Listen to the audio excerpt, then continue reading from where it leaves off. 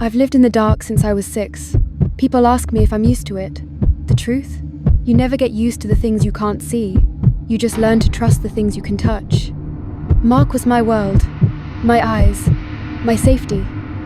When he told me he had to leave for that business trip, I played the strong wife. I told him I'd be fine. I lied. The house felt bigger without him, more empty. Every creak of the floorboards sounded like a footstep. I kept my routine. I cooked by memory. I listened to my books. And every night, I'd crawl to his side of the bed and hug his pillow. I'd pretend I could still smell his cologne. It was the only way I could sleep. But on the 3rd night, the air changed. It felt heavy, thick. I lay there, frozen, listening to the silence. Except, it wasn't silent. There was a rhythm, a wet, shallow sound.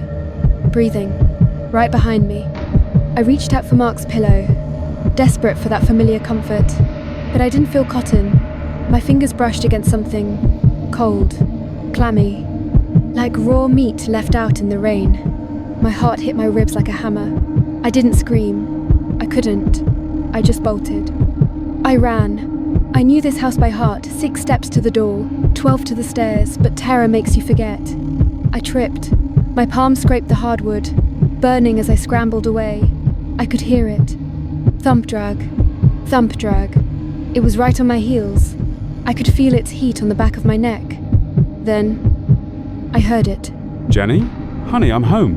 What's wrong? Jenny, come to Mark. I heard it. It was him. Mark. My lungs finally filled with air. Mark! I sobbed, reaching out, running toward that beautiful, familiar voice. But then, I stopped. The voice was too perfect. It sounded like a recording. And as I got closer, the pitch dropped. It turned deep, oily, wrong. It wasn't him. It was calling me into the kitchen, into the dark. Jenny? I Honey, turned I'm to home. run, What's but wrong? I was already tired. Jenny, I felt come the weight to of it hit Mark. my back. I felt the sting of claws sharper than any kitchen knife slicing through my skin.